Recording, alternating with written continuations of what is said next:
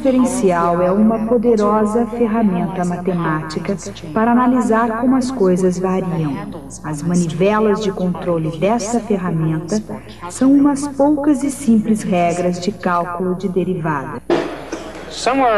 Em algum lugar, há cerca de 600 anos antes de Cristo, alguém descobriu que se você quiser obter sons agradáveis a partir das cordas de um instrumento, o comprimento das cordas deve estar na razão de números simples, como 1/2. Isso é chamado de harmônicos de Pitágoras. A descoberta foi importante porque ela foi a primeira conexão descoberta entre a matemática e o mundo físico. Infelizmente, essa conexão foi esquecida por muito tempo e retomada lenta e laboriosamente milhares de anos mais tarde. Uma pessoa que certamente a dominou foi Galileu Galilei. Eu quero ler a vocês algo que Galileu escreveu. Esse livro foi publicado em Roma em 1623 e é chamado Saggiatore, que geralmente é traduzido por ensaiador. Mas eu prefiro chamá-lo o experimentador, porque acho que é mais próximo daquilo que Galileu tinha em mente. Galileu tinha o mau hábito de fazer suas famosas anotações em italiano, mas eu as traduzirei conforme formos prosseguindo. Ele disse: o conhecimento verdadeiro está escrito neste enorme livro, que está constantemente aberto diante de nossos olhos. Eu falo do universo. Mas ninguém pode entendê-lo sem que antes entenda a linguagem na qual ele está. Está escrito na linguagem matemática. Assim, para nos prepararmos para ler o livro do universo, nós precisamos primeiro aprender os símbolos e o vocabulário da linguagem matemática. É uma linguagem precisa, poética e mesmo musical. Durante muito tempo, os físicos têm usado a linguagem matemática. E desde aproximadamente 600 anos antes de Cristo, os músicos também a usam. Da mesma forma, como todas as linguagens, incluindo a música, a matemática tem seu próprio vocabulário, suas próprias regras e símbolos, sua precisão e elegância, sua poesia e sua história. Uma parte dessa história foi Galileu Galilei, que tinha algo de inconformista. Foi um traço que ele herdou de seu pai, Vincenzo, que foi um músico perfeito. Musicalmente, Vincenzo recusou-se a ficar preso a formas tradicionais, um comportamento que se tornaria marca registrada da família. Ele escreveu um livro opondo-se ao uso dos harmônicos de Pitágoras entre os seus contemporâneos musicais. Ele considerava os antigos instrumentos de cordas gregas simples demais para as complexas estruturas musicais da Renascença italiana. Mais tarde, tal pai, tal filho, Galileu considerou os padrões da matemática grega simples demais para expressar suas ideias. Ele criou a ciência da cinemática, um ramo da mecânica que tratava dos movimentos de forma abstrata. E se qualquer ideia abstrata deve ser expressa convenientemente, ela precisa da linguagem apropriada, os conceitos e os símbolos que dão a uma ideia seu significado e valor. Apesar de avançada, a nova ciência do movimento de Galileu estava ainda enraizada no solo dos antigos preceitos gregos. E era algo completamente novo a florir no campo da matemática e da ciência. Os estudiosos precisavam de uma linguagem mais requintada do que aquela que se usava desde Arquimedes e Euclides. Em outras palavras, depois de Galileu, os físicos precisaram de uma linguagem avançada.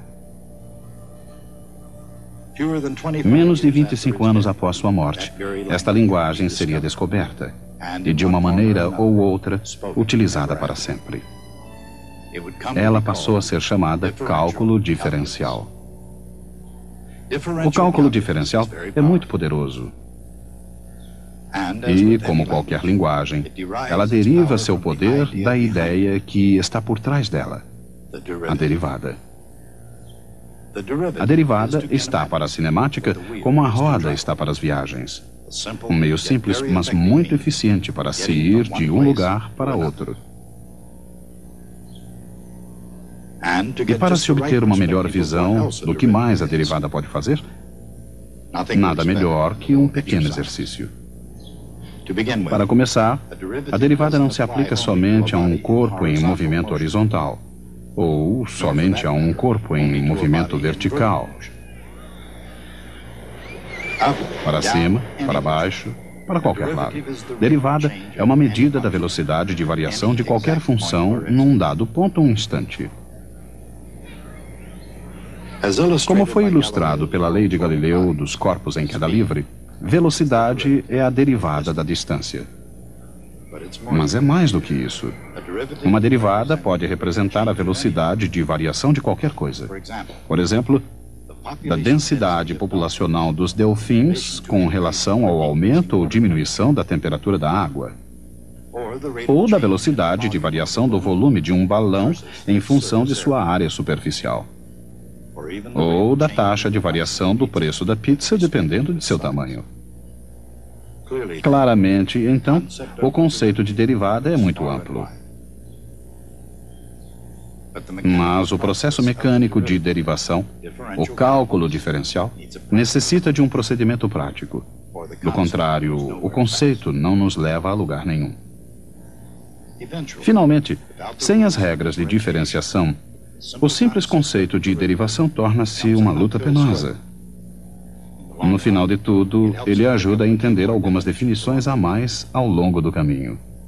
Assim, antes que seja tarde demais para voltar, pense na aclividade. No plano inclinado, a aclividade é a razão entre a variação da altura e a variação de distância horizontal. Essa razão, um número, é chamado de inclinação. Por exemplo, suponha que a elevação de um plano inclinado aumente 15 metros em cada 100 metros. O viajante subiria 15 e viajaria 100 metros horizontalmente. A inclinação é de 0,15. Um morro com inclinação 0,30 é 2 vezes mais íngreme que um com inclinação 0,15. Quanto maior a inclinação, tanto mais íngreme é o morro. Quando a inclinação é grande, a proeza para se chegar ao pico não é pequena. Quando a inclinação é pequena, próxima de zero, é fácil prosseguir. Quando a inclinação é negativa, o caminho é morro abaixo. Embora a matemática possa ser complacente, ela pode apresentar altos e baixos, e ela sempre o faz. Ninguém sabe quem foi que primeiro perguntou qual o melhor jeito para sair daqui para ali. Mas a resposta, em termos algébricos, foi dada pela primeira vez por um matemático francês chamado Fermat. Em 1629, ele surgiu com a ideia de achar a linha tangente a uma curva num dado ponto dela. Em 1638, Fermat dividiu a sua descoberta com seu conterrâneo René Descartes, que tinha o seu próprio método para achar tangentes a curvas algébricas. Muitas dessas ideias matemáticas, especialmente aquelas de Fermat, foram mais tarde desenvolvidas por Wilhelm Leibniz e ainda Isaac Newton, num método geral e sistemático de análise matemática. O cálculo diferencial.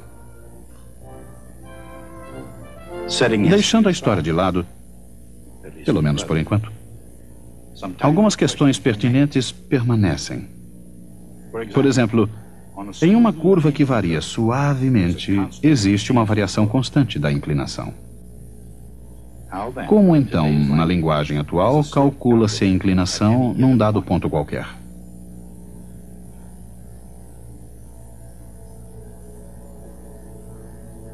Para determinar a inclinação num ponto particular, aqui, por exemplo, simplesmente pega-se outro ponto do morro, não importa qual. Agora ligam-se os dois pontos com uma linha reta. Essa linha é chamada corda, e sua inclinação depende da posição do segundo ponto. Se o primeiro e o segundo pontos estiverem razoavelmente próximos, a corda é uma boa aproximação da trajetória da bicicleta. Agora, mova o segundo ponto para mais próximo do primeiro. Mova-o ainda para mais perto. A inclinação é um número. Conforme os pontos se avizinham, o número se aproxima de um certo valor.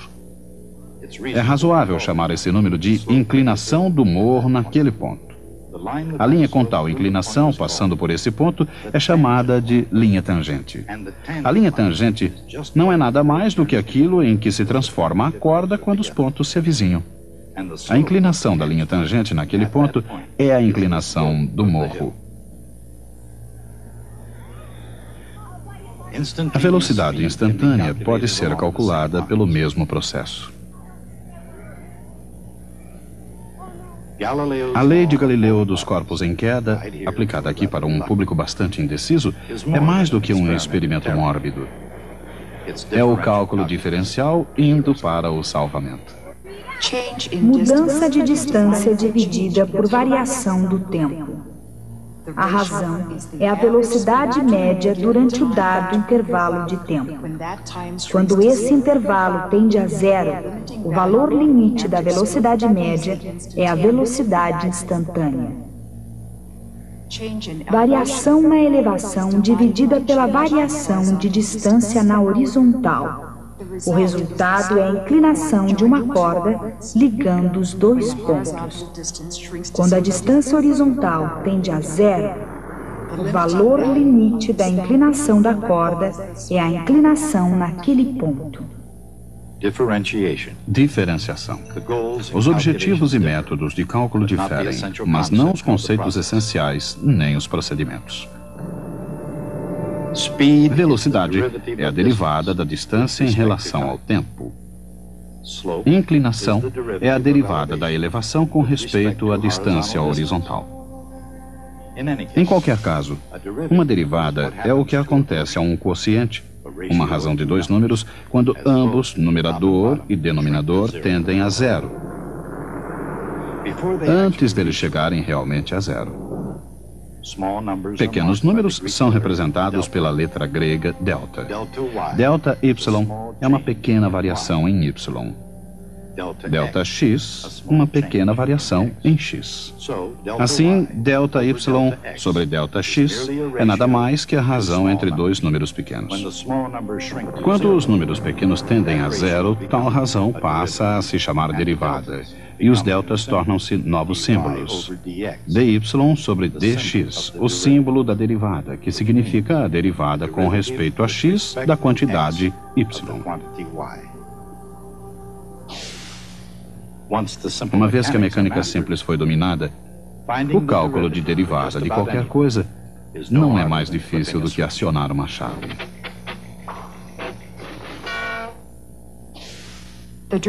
A derivada de uma função é a inclinação de sua tangente em cada ponto. A derivada de uma função é, por sua vez, uma função. Se a função é linear, sua inclinação é constante e sua derivada é essa constante.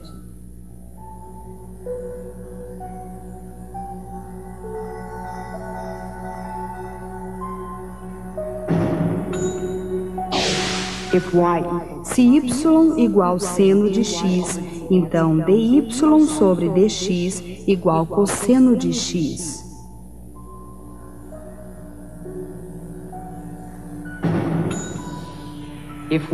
Se y igual cosseno de x, então dy sobre dx igual menos seno de x. Calcular derivadas exige um pouco de prática, mas vale o esforço. E considerando o atual número de máquinas de derivar, ele se tornou uma prática comum. Um velocímetro é uma máquina de derivar. Ele mede a derivada da distância viajada a cada instante. A velocidade da variação da posição é a velocidade instantânea expressa em milhas por hora. É claro que, quando o veículo não está se movendo, nenhuma distância está sendo percorrida. Nesse caso, a posição é constante, e a derivada de uma constante é zero.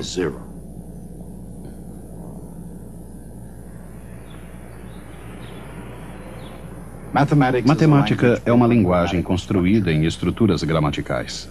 Uma coleção de regras que estruturam e analisam o problema que se tem às mãos. Qualquer que seja a tarefa, desde a construção de uma casa até a composição de uma sinfonia, mesmo a mais complicada tarefa pode ser analisada da mesma maneira.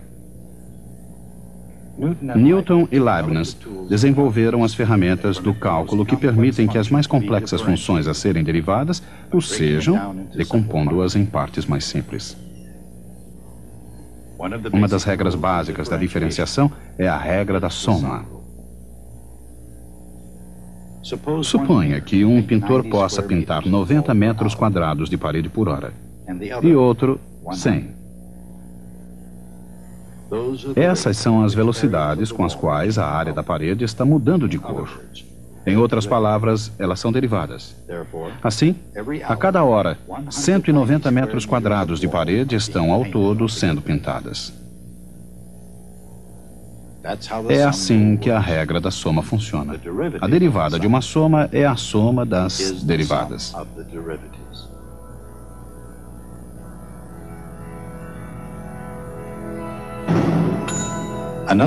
Outra ferramenta útil é a regra do produto, que é usada para se achar a derivada do produto de duas funções.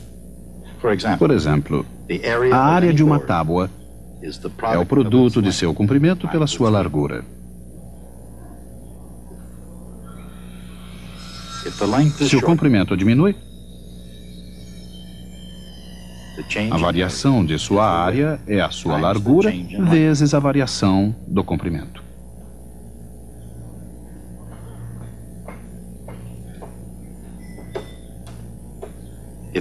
Se a largura é reduzida, a variação da área é o comprimento vezes a variação da largura. A variação total da área é a soma dessas variações. Isso é verdade tanto no produto do carpinteiro, como também na linguagem do cálculo diferencial.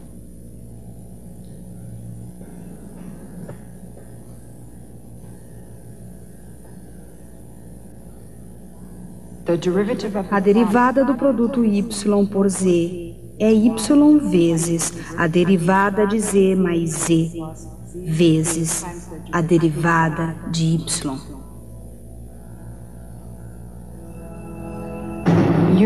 Usando essa regra, é possível achar-se a derivada de x ao quadrado.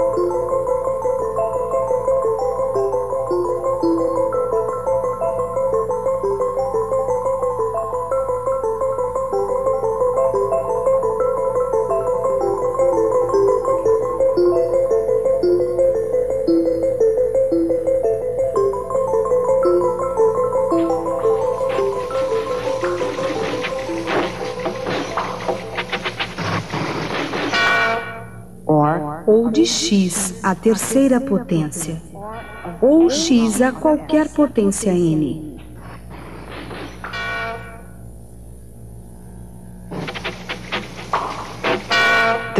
A derivada de x à potência n é n vezes x à potência n menos 1.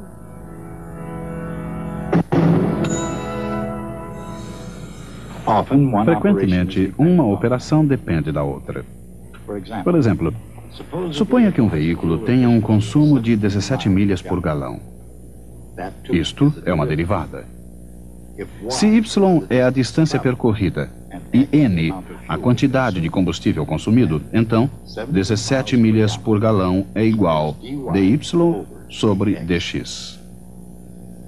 Digamos que ele use 2 galões por hora. 2 galões por hora é igual dx sobre dt. A velocidade de um veículo em milhas por hora é igual ao número de milhas que percorre por galão vezes o número de galões por hora que ele usa. Essa é a regra do encadeamento ou cadeia. É usada quando y depende de x e x depende de t.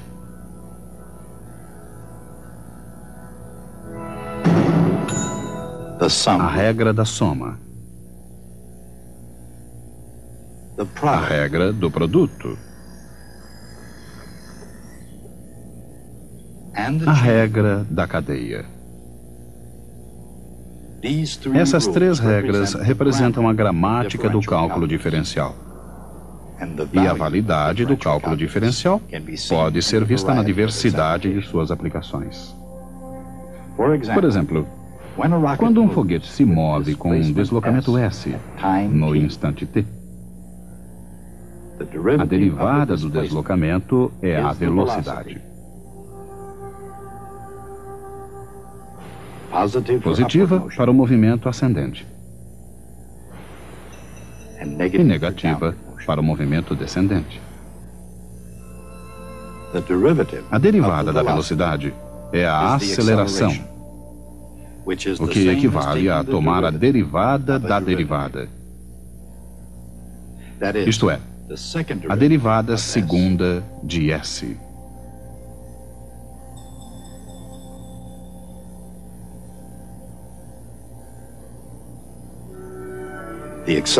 A aceleração é a derivada segunda da posição do foguete.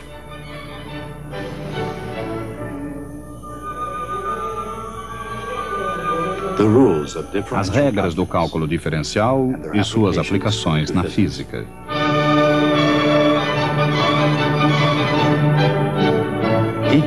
Cada uma atua como um instrumento único que toca na arte e na ciência da matemática. Trabalhando juntas, harmoniosamente, elas podem misturar notas ou números numa melodia exótica.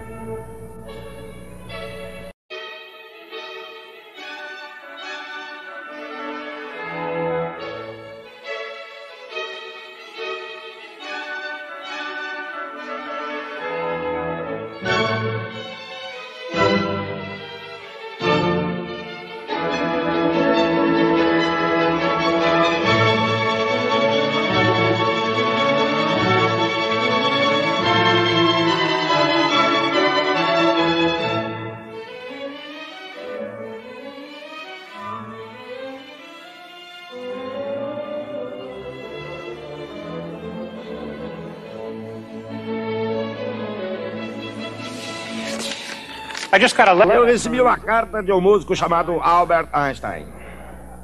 Ele a enviou em 1912. O correio às vezes é tão lento. Mas não é isso que eu quero discutir. Na verdade, ele não enviou a mim, mas para um amigo dele. Eu a consegui na biblioteca. De qualquer forma, ele dizia: eu estou me ocupando exclusivamente com o problema da gravitação. E agora eu acredito que suplantarei todas as dificuldades. Mas uma coisa é certa. Eu comecei a ter um grande respeito pela matemática. A sutil parte da qual, em minha ignorância, eu tinha até agora olhado como puro luxo. Einstein trabalhou com gravitação por mais de 4 anos, resultando daí a teoria da relatividade geral. É a mais difícil teoria matemática da física. O que Einstein quis dizer com sutis partes da matemática que pareciam luxo? Será que ele realmente acreditava que ele poderia ter progredido sem fazer cálculos? Bem, é claro que não. O ponto é que os físicos têm uma certa arrogância em relação à matemática. Por exemplo, você pode ter a impressão que através dessas simples regras você pode obter a derivada de qualquer função. Isso não é verdadeiro. Seja uma função cujo gráfico pareça uma pirâmide egípcia. Bem, é fácil ver qual é a inclinação aqui e aqui. Mas no pico você teria um problema. Não há inclinação nesse ponto. A função não tem derivada nesse ponto. Eu nunca disse nada que pudesse fazê-los acreditar que isso nunca aconteceria. Para os físicos, a matemática é apenas uma ferramenta. Ela deve ser usada para se executar algo. Mas um verdadeiro matemático é o guardião da precisão do pensamento. O que interessa ao matemático é a matemática em si. Quando um matemático faz uma afirmação sobre derivadas, essa afirmação deve levar em consideração qualquer exceção, independentemente de sua raridade, como o pico de uma pirâmide. Esse é o tipo de sutileza com a qual Einstein estava preocupado. Até a próxima vez.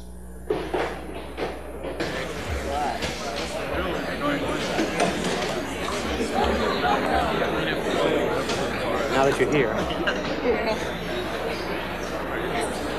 Last name.